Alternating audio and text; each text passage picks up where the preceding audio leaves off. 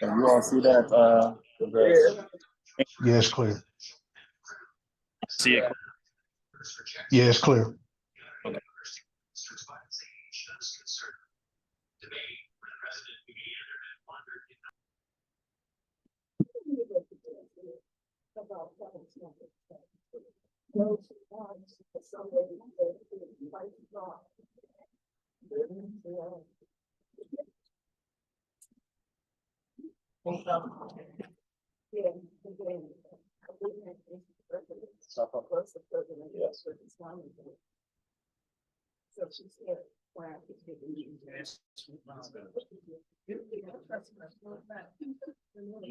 Okay. You want it to be this way? Flip this way.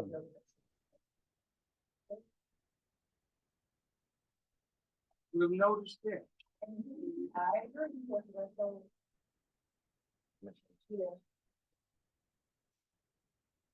That's a little high. That's good. That's good. Bruce That's said it's good.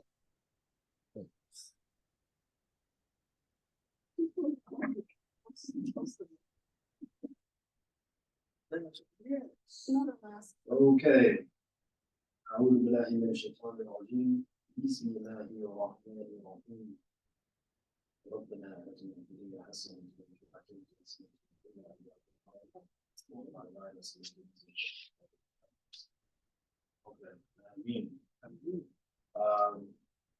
So 2 weeks off. Now we're back, inshallah. We'll be back for the foreseeable future every Sunday. That's a better time once for all. Feel free to reach out and suggest a better time.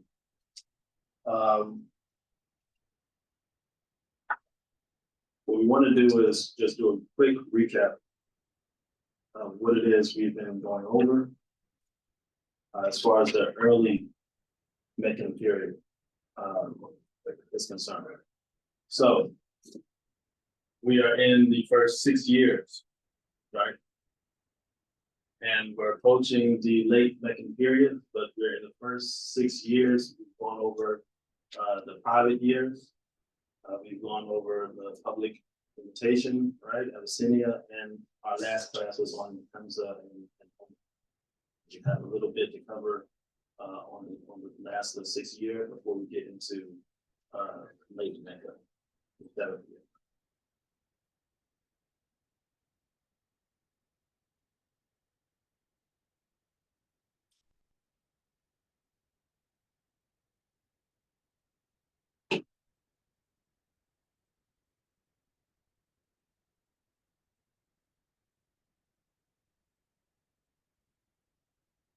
Okay, so we went over read, right? The revelation being revealed to Prophet Muhammad, peace and blessings be upon him, in his 40s. We went over, when he turned 40, we went over the very first companions. Anybody name some of the very first companions? Except this. Zayd was one. Zayd is Zayd. Best friend. Abu Bakr, his best friend. Who is Zayd? Zayd, his son. His adopted son. Foster son. Yeah, foster son. Khadija, first to believe. Ali, wife of the Prophet ﷺ. Ali, his nephew and son-in-law, future son-in-law.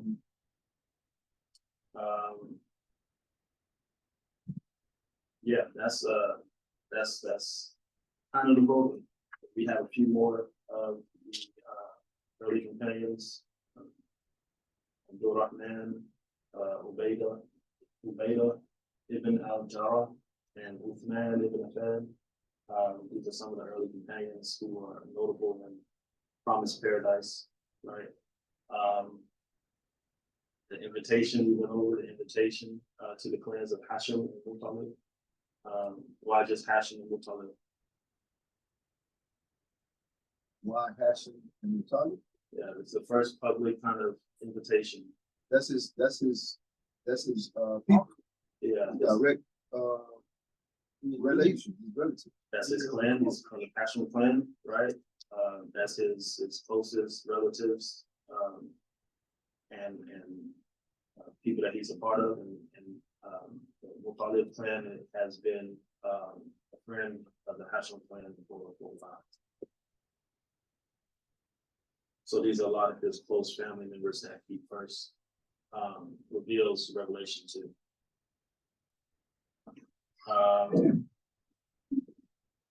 And how did that public encounter go? Does anybody remember?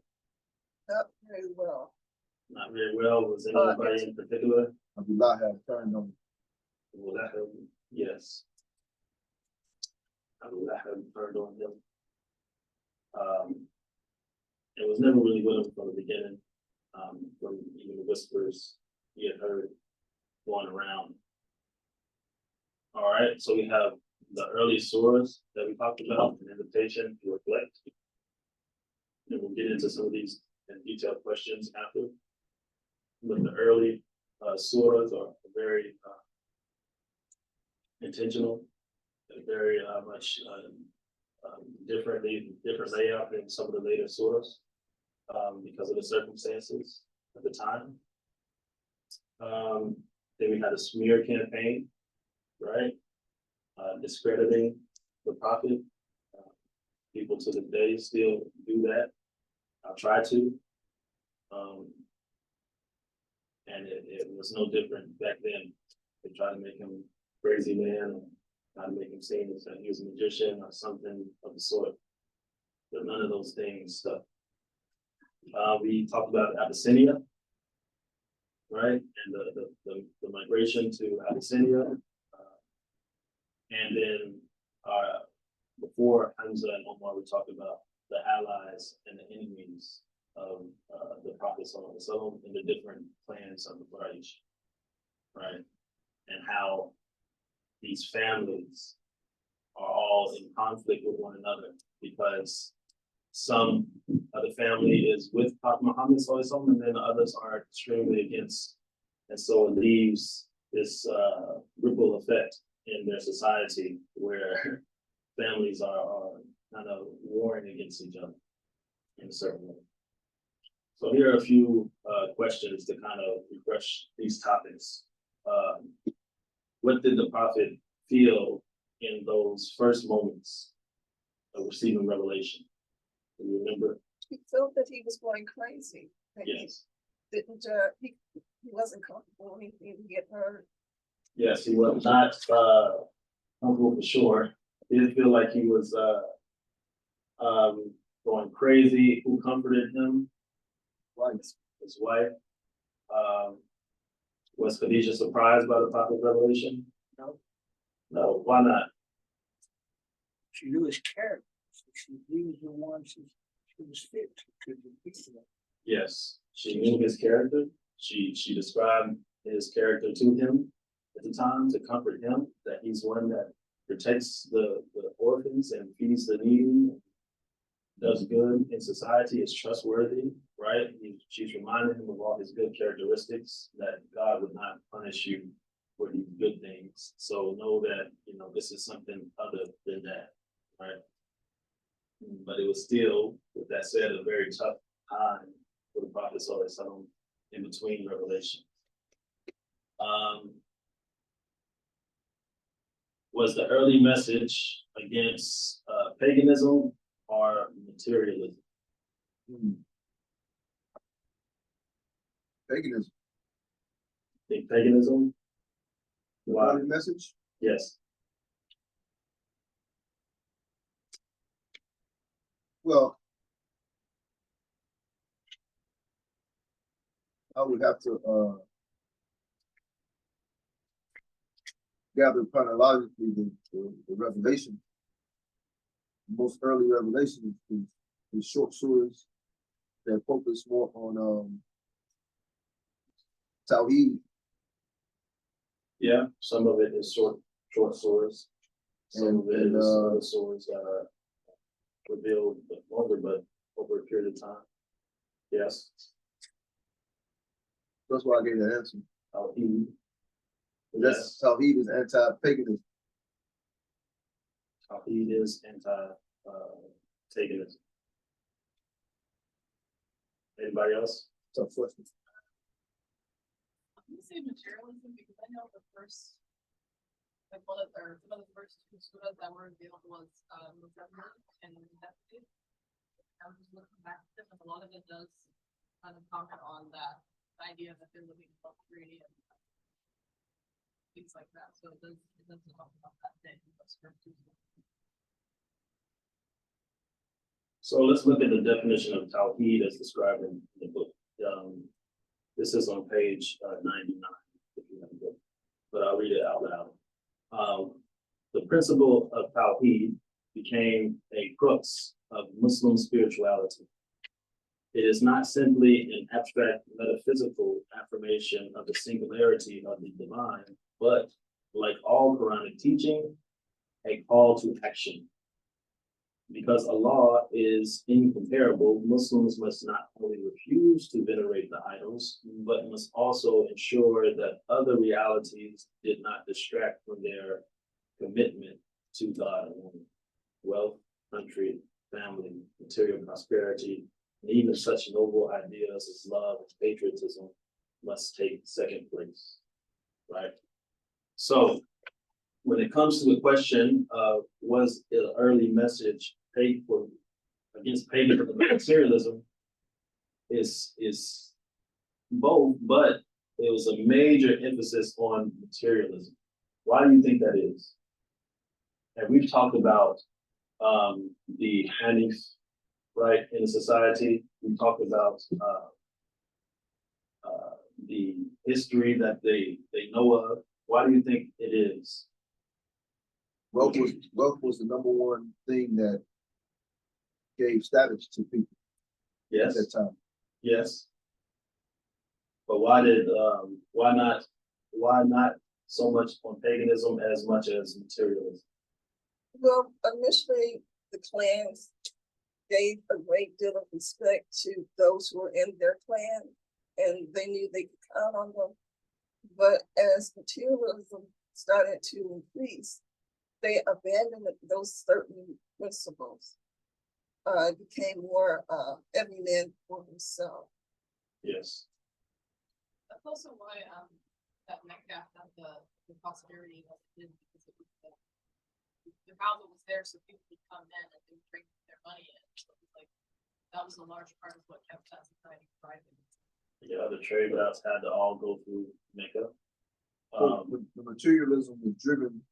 One of the things that made the materialism grow was the paganism. Like it was materialism was a side effect of the paganism. Like if you made a new idol, the motivator more than likely is not to get people to worship the new idol because you believe in it, but because you want to make more money by having a new idol. That makes sense. Okay, but what about the Hanif?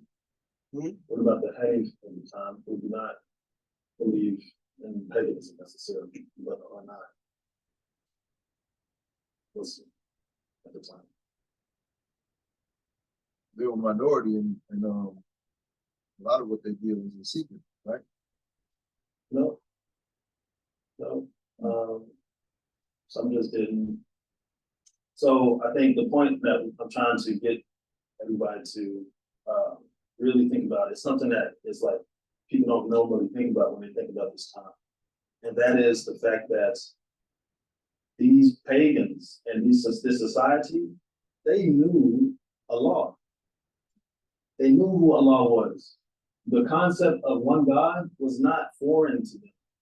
They knew this concept, they hear it from Judaism and Christianity. They know about one God, right? But they entrenched in that idea, their own ideologies of materialism, of what's it called, capitalism, right?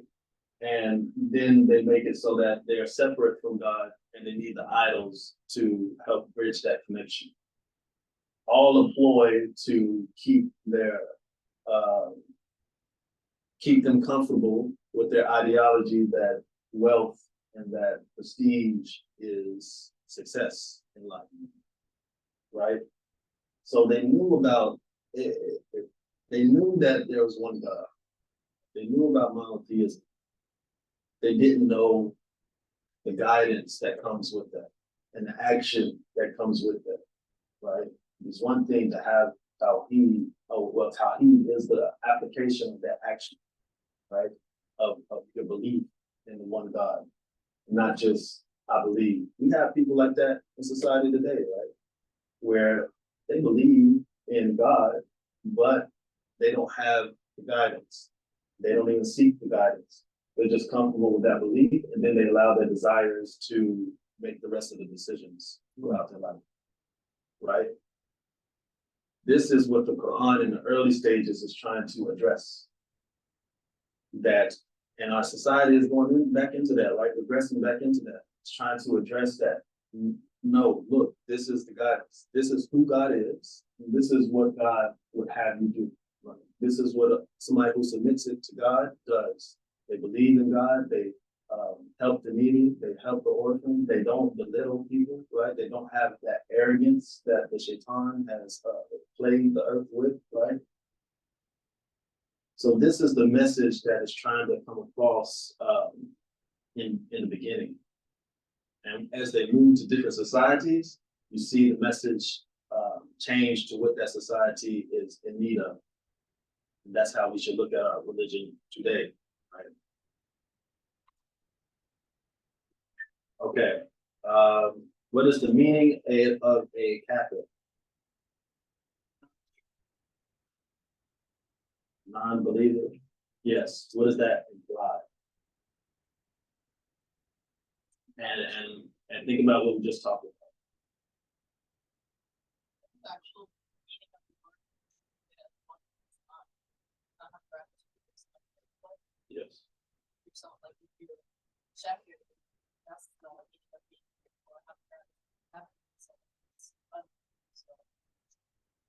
it's ungrateful of the reality that Allah is the one who gives them everything and we have nothing without them.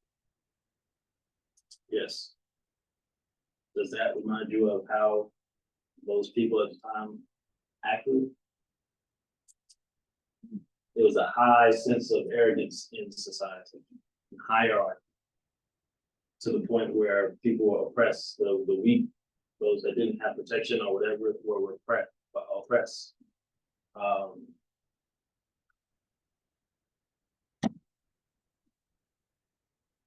Their rage, right? If they got mad at somebody, their recourse was to take it out how they believe they should. That's oppression. That's arrogance, right? Because sometimes your feelings won't match the necessary judgment. Or maybe you might go overboard. Maybe somebody kill somebody because they made them upset, right? This is Catholic. And especially when you see and you have all the examples that you need right in front of you, and you still choose to uphold your arrogance over what Allah subhanahu wa ta'ala would have you uphold, right? Who's the original Catholic? Shaitan, right? Because he had everything in front of him. He has Allah subhanahu wa ta'ala in front of him, but he chooses to uphold his arrogance rather than submit. And miss the entire point, right? So, because he has this knowledge, because he's aware, and still chooses to disbelieve, now he's a Catholic. It's one thing to not have any knowledge and be seeking or whatever have you, that drive to get or gain knowledge, or even the possibility. It's another thing to go online and start bashing Islam because you read some things that prove your point or that you think prove your point, and do away with the other context. Now that's a cap, because now you're studying the religion and you're aware of these things, and your arrogance is blinding you to truth. And we see this today. Okay, what was the focus of early revelations? I think that we kind of went over that.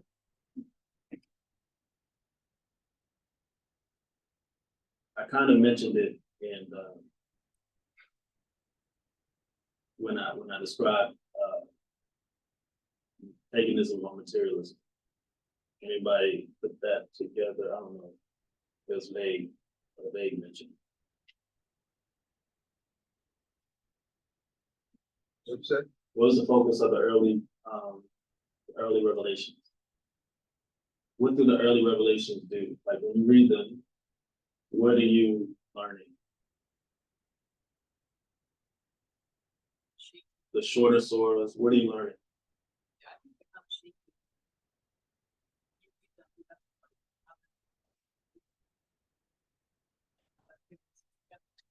Yes. Yeah. What else are you learning? It's one creator. That there's one creator, right? That yeah, you're learning about God. You're learning about who God is describing himself in many of these early sources, who he is and what he likes or expects of you, right? As a believer or as someone who submits, right? And the afterlife is very important because they didn't believe in the afterlife. So that was very much, and you can get that from many of the sources in the later parts of the Quran, the last juz. You can get a lot of sense of the day of judgment, and it puts life into perspective. Okay, why did the prophet send his companions to Abyssinia? They were refugees. These were the weaker companions that didn't have a clan that protected them with their status. And the ones that could not withstand the oppression, they needed to seek asylum in Abyssinia. When you see it becomes very, the Abyssinians, they had freedom of religion. That's why he chose that country.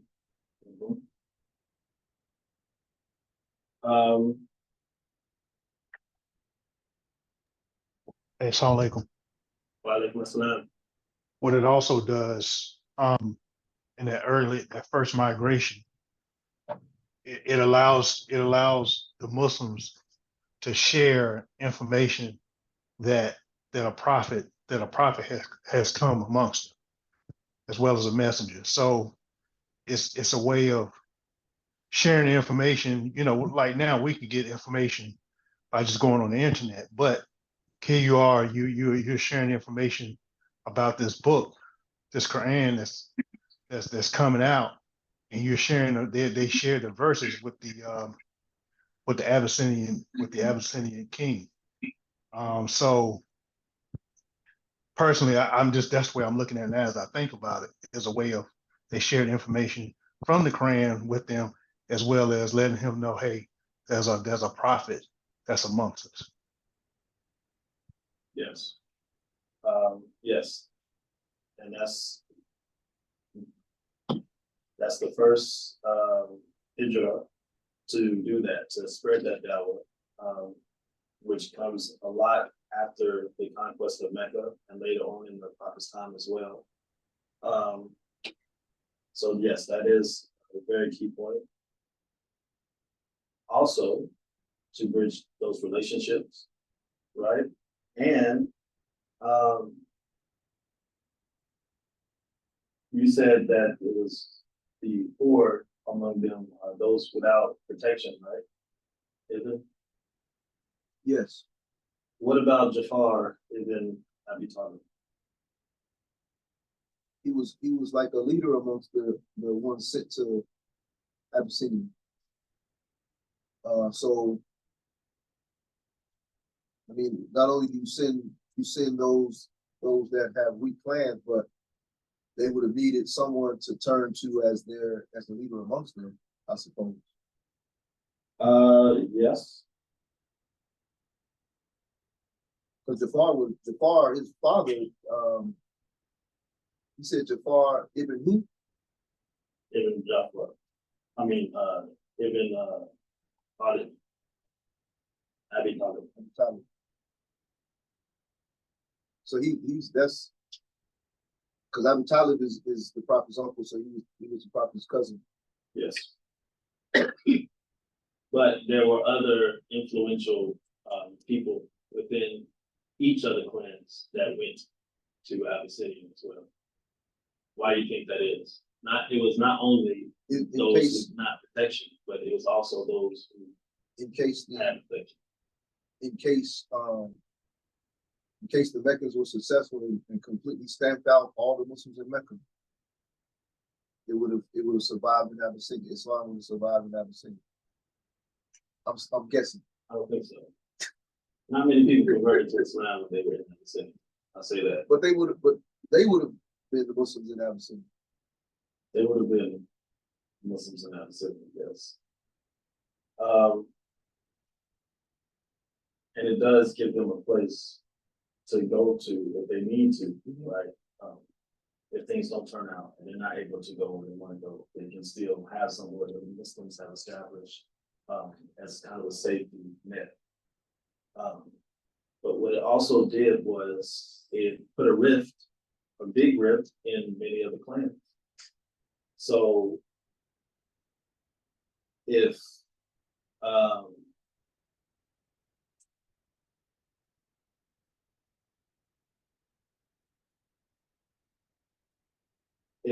I'm trying to think of an example, but it's not.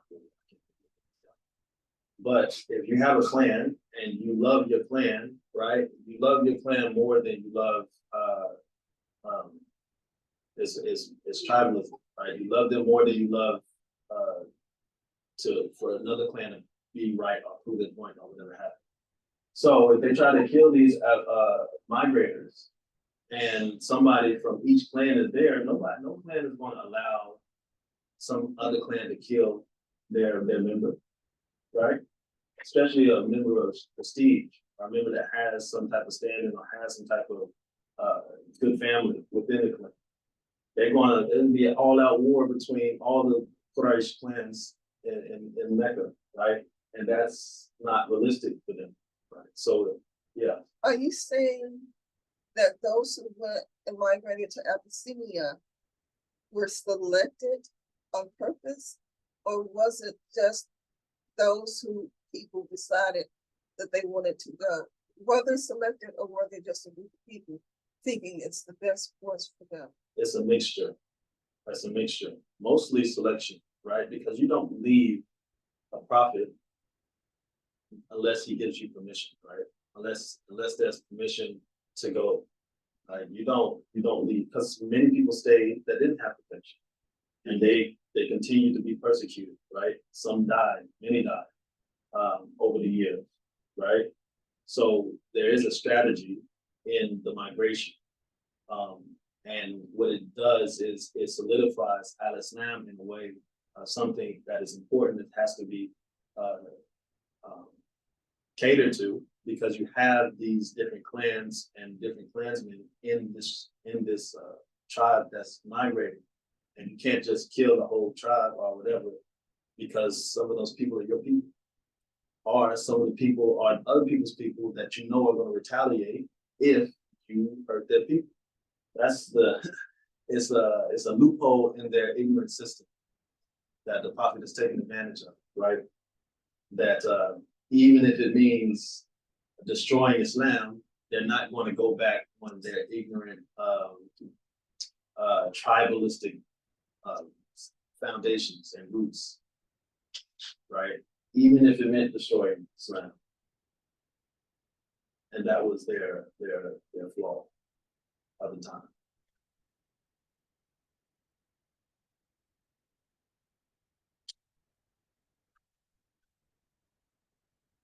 Okay. And lastly, how do the early surahs speak to us?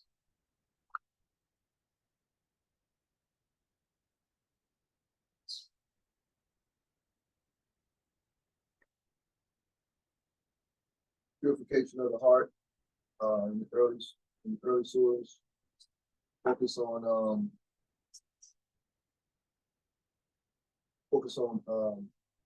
Taleem.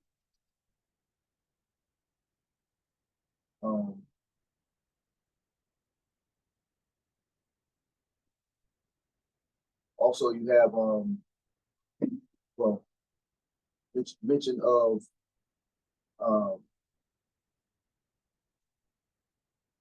how Allah redeems people. Yes. When you read those, where do you get the sense of more so than any other part of beginning Jews?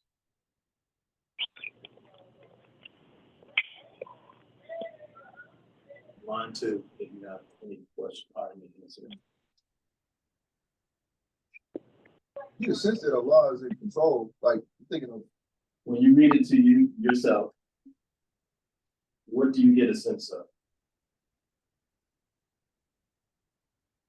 How powerful the creator is. How what? Powerful. Yes. Powerful. potent. Potent. Because you have surahs that really cut straight to the point. Yes. Do you get a sense of, I don't know if you thought about it, but do you get a sense of, oh, this is talking to me more so than other areas within the Quran? Get that sense from a lot of the Quran. Well, something was lacking in the Croatian population, that they may have had questions about how things were done. And when the prophet came in the revelation, it was answering those questions that, you can't mistreat your brother because whatever reason, that there's a consequences for your actions. So let's take, for example, sort of Taha. What did we talk about when Amr was going to, or heard the prophet praying at night at the Kaaba? He wanted to destroy the prophet. Huh? He wanted to destroy the prophet. You said Omar? Omar ibn al-Khattab, before he went to go kill the prophet, he heard him reciting Quran in the middle of the night at the Kaaba. And he heard him reciting Surah Taha, right? Does anybody remember what we talked about? It was talking about him. Yeah. His But what was it? intentions. His intent, he was asking these questions in his head, and the prophet saw that someone was reciting answers to this question. Unbeknownst to the prophet and unbeknownst to him, Allah subhanahu wa ta'ala is talking to him individually, right? So when we read these surahs, in these early Meccan surahs, we get a sense of Allah is speaking to us as individuals, right? And it's sometimes scary because he's reminding us of the day of judgment, right? And it seems very personal. Other times it's merciful because he's reminding us, all right, the believers are on this track, on this pace, and you can align your morals and your character with that, right? Telling us specifically, this is who I am, this is how I operate. Right, so these early surahs are speaking more to the individuals.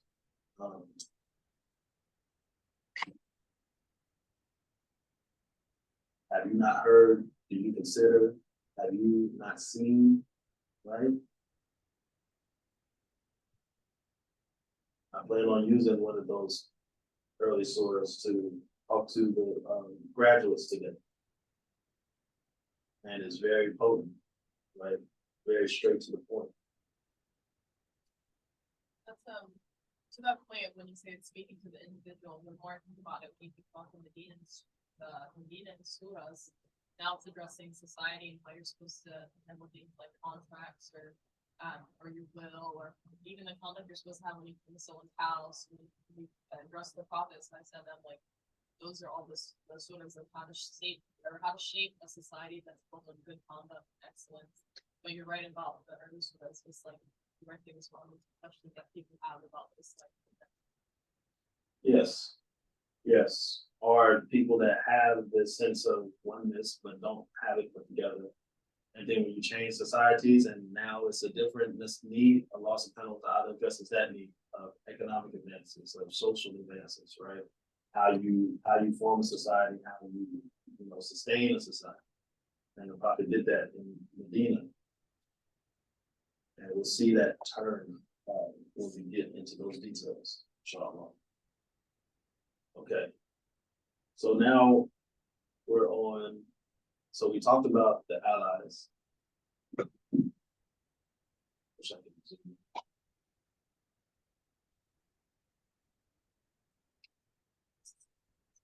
Huh? escape.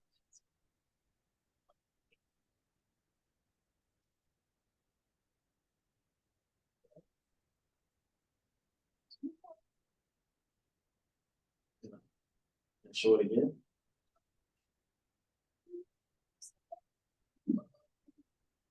Hold on. Let me just erase this.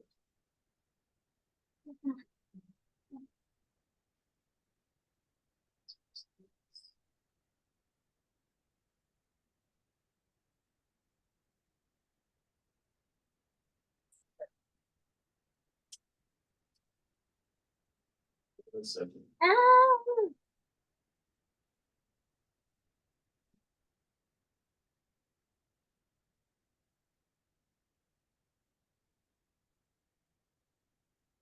Okay, that's better, right?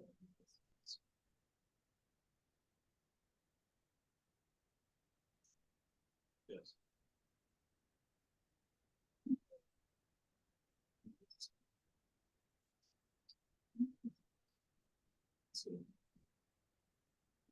Okay, everybody can see. These are the different clans. We talked about how, there are some in each clan that are against the prophet, right? The red, but there are many who are for the prophet as well, right? But each clan, Abu Shams, has those who are for the prophet or against, right? So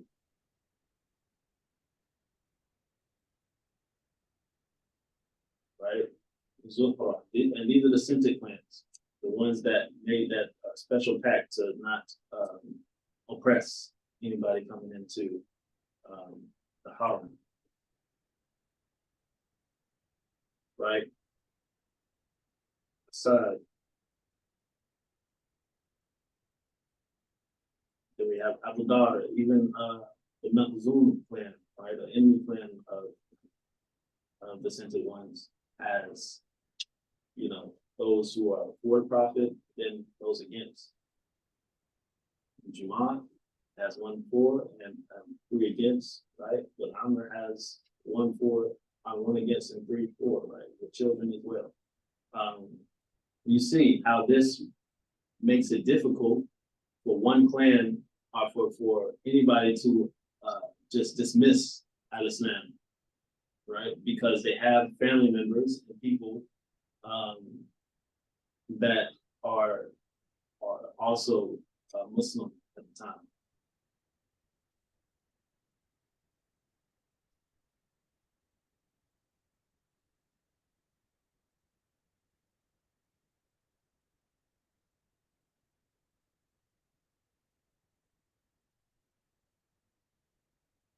Okay, so now we're going to go over the last attempt at reconciliation. Right, this is after Omar and Hamza have accepted Islam. What did that do for the Muslims? Strengthen them. Strengthen them a lot, because now they have, some of the more strong companions of the time with them. This was a picture of the Kaaba in 1860s. Just wanted to. So Like now we see it's none of this is around, but know that like when I say the prophet was praying at the Kaaba or he was praying in his house, this is how close, and it probably is even closer. But this is how close the houses and vicinities around the Kaaba were, right, and the community was, right. So we can't see that today, but it was very much an intimate society, right, where you could hear somebody praying in that house. So those who are for him or against him are close by. Yep. He goes to pray. Very close by. He always kept his where he went or where he was most of the time a secret. So nobody knew except for his closest companions where he was at any one time around the area or whose house he was, whose basement he was in, or whatever happened. But when you're out, like everybody's gonna see you. Right? This is the marketplace, like this is a lot of things. So when you're out and about, people are gonna see you. This is uptown, right?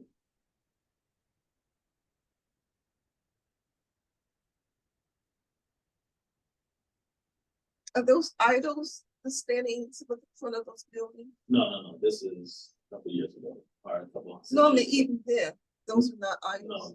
No, these are just pillars.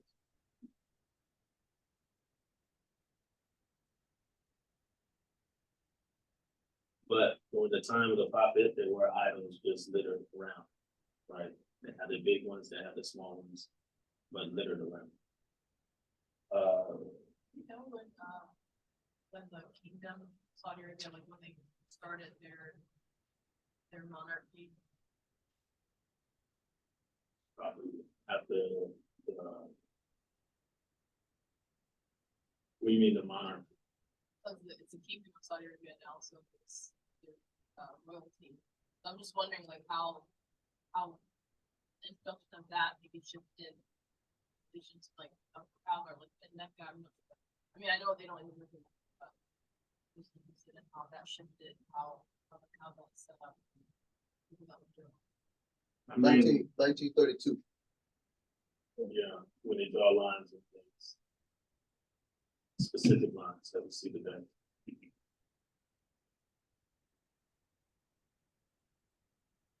Okay. Last attempt at reconciliation.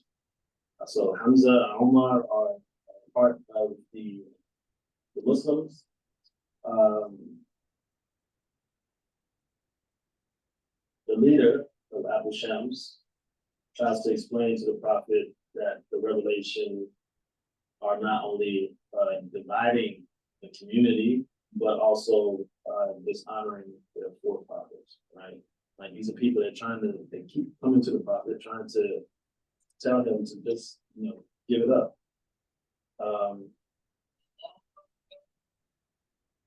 He says in the book, he says to the prophet, "Oh nephew, if you are doing this with a view to getting wealth,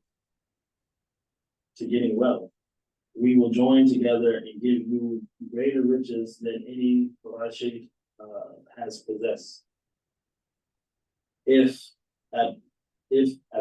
ambition moves you, we will make you our chief. If you desire kingship, we will readily offer that to you. If you are under the power of an evil spirit which seems to haunt and dominate, so that you cannot shake off its yoke, then we shall call a skillful physician in to treat you."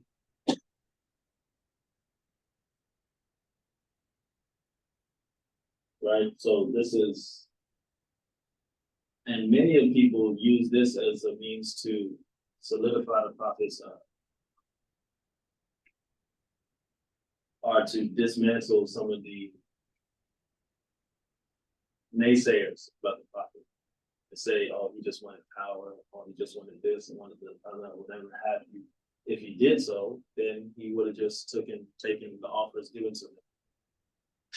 Their issue isn't, all right, you get power or whatever. Their issue is that who puts you in power? Are you an equal among us, or are you the prophet that is the greater from among us, even if you are in power, right? there's a lot of people in power and there's no one leader. But the prophet so if they acknowledge that, would have to be the one. And he would not serve their interests. He would serve the interests of Allah subhanahu wa ta'ala, which is what they wanted to circumvent. He was challenging their social order. Social order, their status quo, what they were used to, their forefathers and the things that they had passed on from generation, the ignorance that they passed on from generation. He was challenging that. And so they rather, all right, we'll put you in leadership, that's what you want, and just stop preaching this message, right? But that's not the goal of the prophet. And that's one of his proofs. So his response to Khutbah was sort of Fusilat. And this is Surah 41, verses 1 through 6.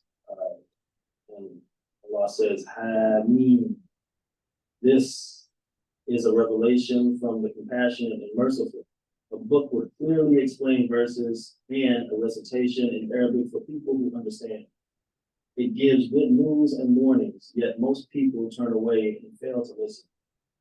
They say, our hearts are immune to what you're inviting us, and our ears are deaf to what you say. There's a veil between us and you, so do whatever you like, and we'll do whatever we like as well. Say to them, this is a mortal man like you. Revelation has come to me that compels me to say that your God is only one God. So stand firmly for him and ask for his forgiveness. Ruin to those who make partners with Allah, those who make no effort to cleanse themselves through charity, and who reject the concept of an afterlife. However, those who believe and do what's morally right will receive a reward that will never end. Right? It continues to say that the fearless say, don't listen to the Quran, talk nonsense over it when it's being recited, so you can come out on top. And the prophet ends by explaining, among his signs are the night and the day, and the sun and the moon. Don't bow down to the sun or the moon, but bow down to God who created them.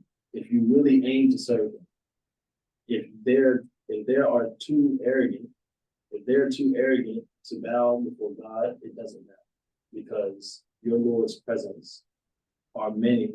Because in your Lord's presence are many who already glorify him throughout the night and the day, and they never get bored.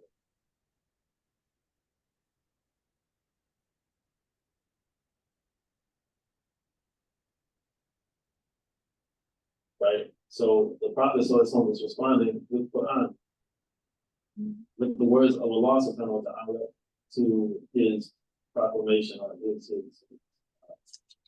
his attempt to reconciliate. And Utbah goes back to his people saying, I have never heard words similar to those he recited. They definitely relate neither a poetry nor to witchcraft, nor do they derive from soothsaying or from soothsaying. O people of Quraysh, I request you take note of my advice and grant a man full freedom to pursue his goal. Right? And this is the effect that the Quran has on the people who listen to it. But the Quraysh were not satisfied. And they repeat their offer to the Prophet. But the Prophet says, I am not possessed, neither I seek honor amongst you nor kinship over you. But God has sent me to you as a messenger and revealed to me a book and commanded me that I should be for you a teller of good tidings and a warner. Even so, I have conveyed to you the message of my Lord, and I have given you good counsel. If you accept from me what I have brought you, that is good fortune. That is good fortune in this world and the next. But if you reject what I have brought, then will I patiently wait God's punishment between us?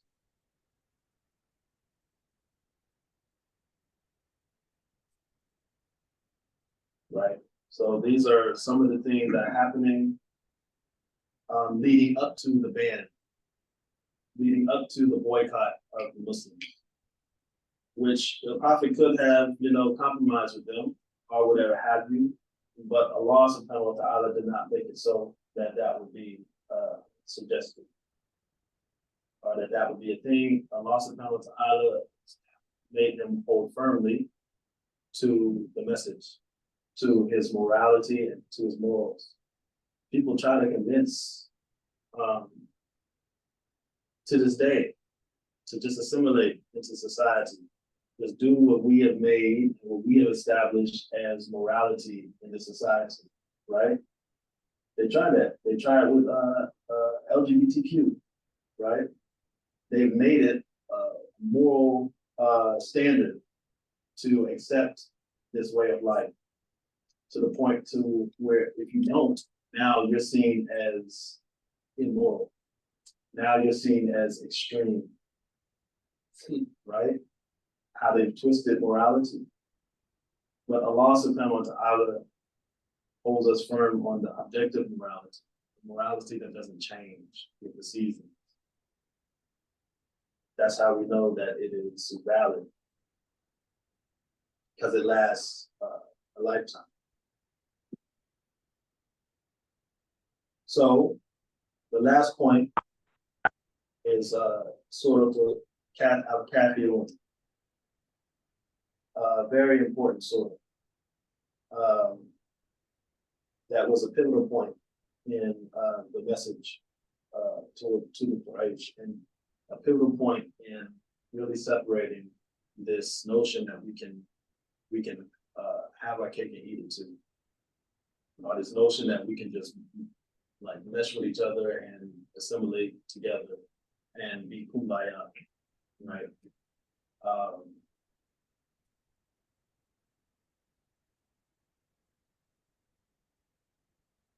So somebody approaches, and we recite sort of capital.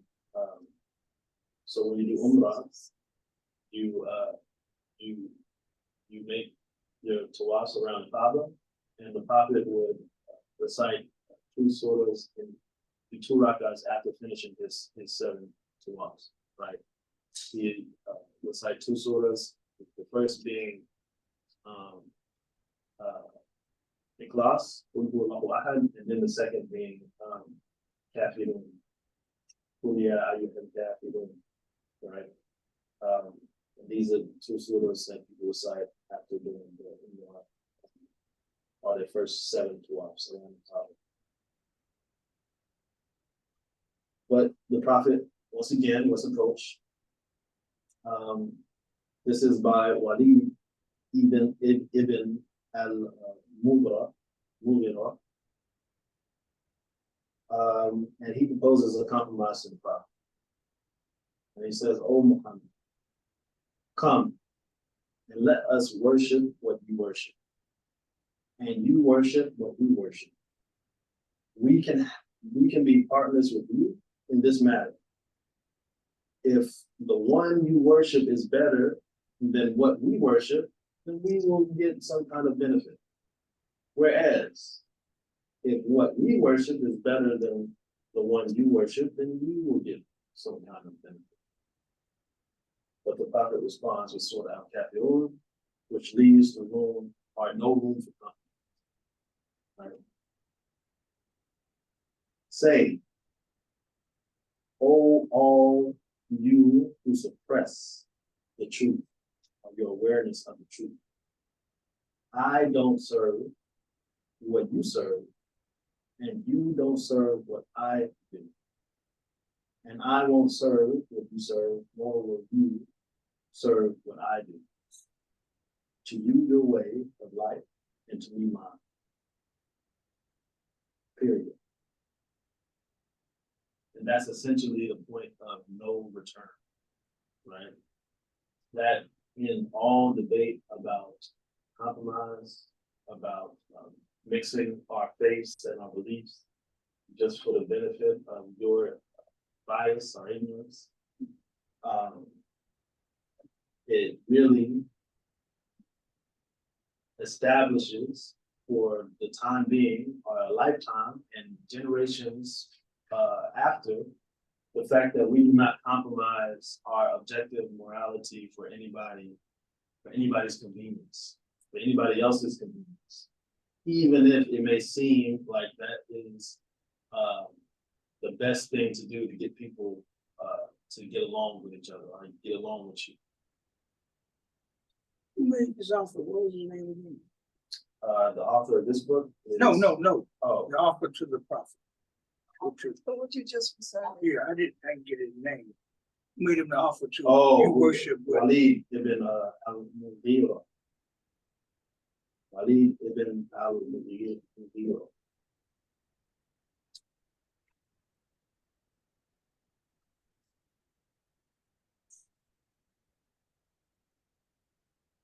So we don't compromise our objective morality. It lasts a lifetime and lifetimes after. Whereas other faiths and other religions, you see, they change things over time, depending upon how society changes. Even they can convince some Muslim countries who have dictatorships now, where they're more concerned about economic advances than they are about upholding objective morality. You'll see them compromise some things that the West convinces them to. I was thinking of the previous prophets and what they brought to their specific communities. Was it not the same principle of not compromising what Allah wants or expect for us? Because you started by saying the early surahs was a conversation between you and your Lord. He was giving you certain guidance that you absolutely have to align yourself to. Yes, yeah. So now when it comes to Prophet Muhammad, he's repeating, or he's standing firm to this very same thing. Yeah, history repeats itself, right? You can see our society and their society, and you can see the societies before in the same way. In their society, you can see in the societies before. Allah subhanahu wa ta'ala revealed many surahs about the prophets and what they went through before him, just so that it provides a comfort to Prophet Muhammad for what he's going through and what he's dealing with. What every prophet, almost every prophet, at least that I know of, has gone through and dealt with at some point in time. The difficulties of life and their people not taking that message, right? But it's not, success is not up to them. Success is with Allah subhanahu wa ta'ala. What success of being fine at that time. Yes, as believing. If they don't believe in the message that's come to them, then that's their loss. And Allah subhanahu wa ta'ala is filling that down in the prophet as well. He reveals sort of a hood to him before this chapter, where he says, and so it was that we gave the scripture to Moses, but later generations differed about it. If it wasn't for the statement of principle that went out before you, your Lord, went out before you from your Lord, that people will have time to make their choices as to whether or not to believe, then the matter would have been decided between them. However, they persist in doubts and misgivings about it. Right? So throughout prophethood, people have received the message. They have been aware that they have the ability to choose right from wrong, and they still choose wrong. Right? No matter what logic you bring, no matter how obvious it is, or whatever have you, they still make their choice. And that's, you can talk to somebody who blue till they're blue in the face. Even nowadays, I see scholars debating Christian scholars, and they'll admit to certain things, and then they'll get to a certain point where they just take ration out of the equation, and that's how they deal with their belief. They take ration out of the equation and just deal with irrational, or deal with the non-logical, because you can't understand God. How can you rationalize God or whatever have you? You can't understand God, so it's not for me to ask questions about this or that contradiction or this contradiction. It's just for us to believe, and that's it, right? And they'll fall back on that irrational as a comfort zone for them to continue their irrational beliefs. The Quran doesn't do that. It implores us to think, to consider, to see, to make a rational conclusion and decision, right? To follow the rational to its rational conclusion, like Muhammad's taught. That's the difference. But that's been across the generations, across prophets. It's always going to be the same.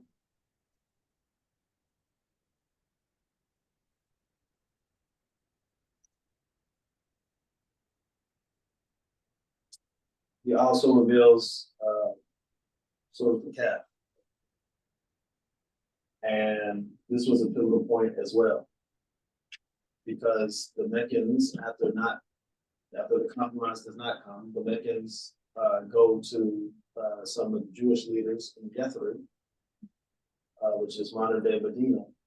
But they go to the Jewish leaders in Yathrib and they ask what it is. He says he's a prophet. How can we prove it, or how can we disprove it? And they give him 3 questions to ask the prophet.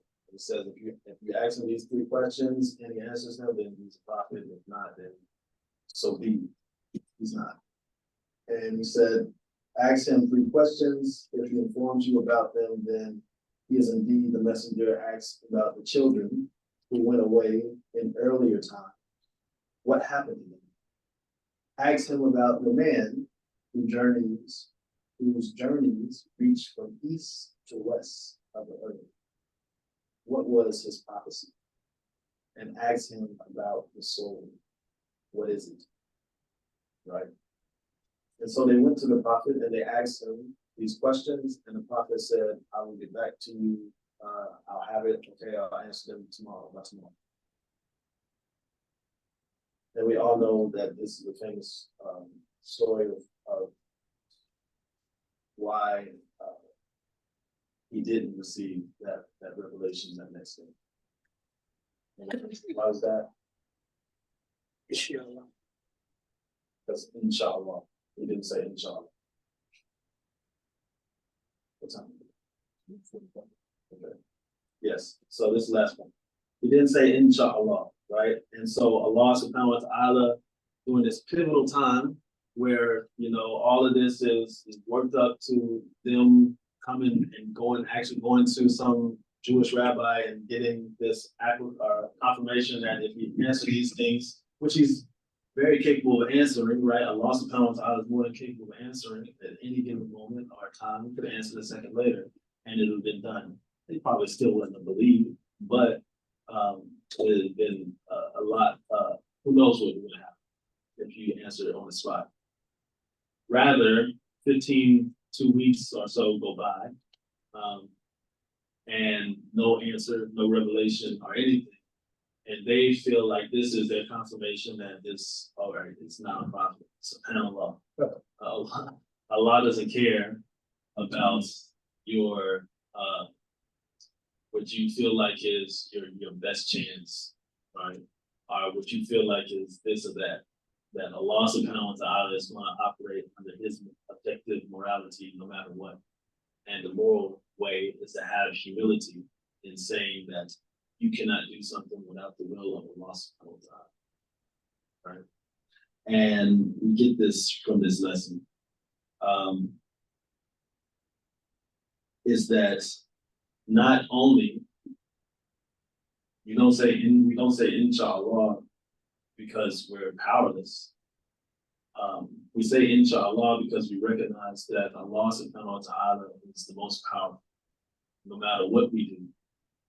We say inshallah to say that we're going to do the action required that we're talking about, that we think we're going to do in the future, but it's only with the guidance or with the mercy of Allah subhanahu wa ta'ala that we're going to be able to accomplish it.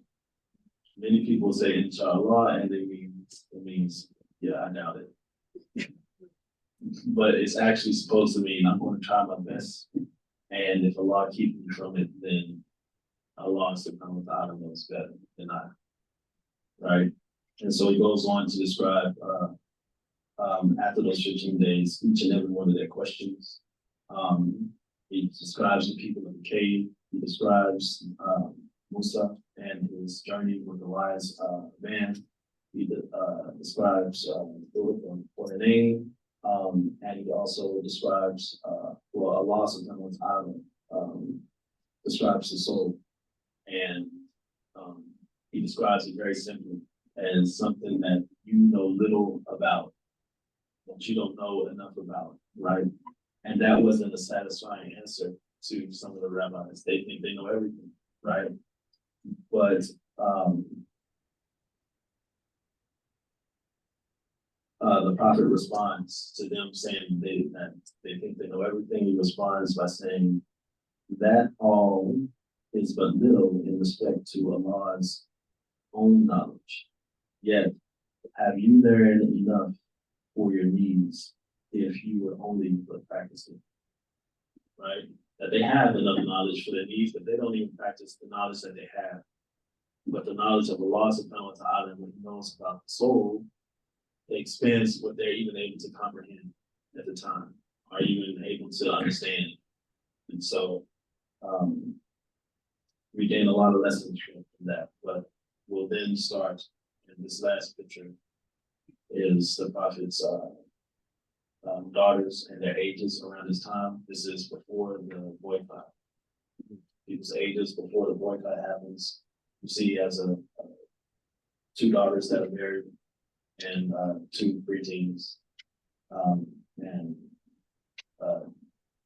Zainab and Ali, who's 14 as well. Zainab. I was gonna make the comment. Yes. So from my understanding, like really when you think about it, the question of the soul is really kind of like the biggest test of the three questions for us and for that follow-up, because imagine you waited that long to finally get back answers, and you have answers to some of the questions in detail, but then you don't have the answer to the last one. Basically, it takes a lot of humility to be able to present the answer I don't know. Like anyone else who was false would have made something else probably, but he turned it to a lens that only Allah knows the truth answer to this. We don't know it, and that takes a lot of, it really does take a lot of humility. Yeah, I mean, he's just reciting what Allah subhanahu wa ta'ala is given to recite, right? And it was now they're asking you about the spirit. Tell them the spirit is under the command of my Lord, and no knowledge of it has ever come to you except for a little. And they don't even use the little that they have. So, subhanAllah. Okay, we're going to end with that, and our next class will start on the boycott. أعوذ بالله من الشيطان الرجيم بسم الله الرحمن الرحيم الحمد لله رب العالمين الرحمن الرحيم مالك يوم الدين إياك نعبد وإياك نستعين اهدنا الصراط المستقيم صراط الذين أنعمت عليهم غير المغضوب عليهم ولا الضالين آمين اللهم صل على محمد وعلى آل محمد كما صليت على إبراهيم وعلى آل إبراهيم إنك حميد مجيد اللهم بارك على محمد وعلى آل محمد كما باركت على إبراهيم وعلى آل إبراهيم إنك حميد مجيد.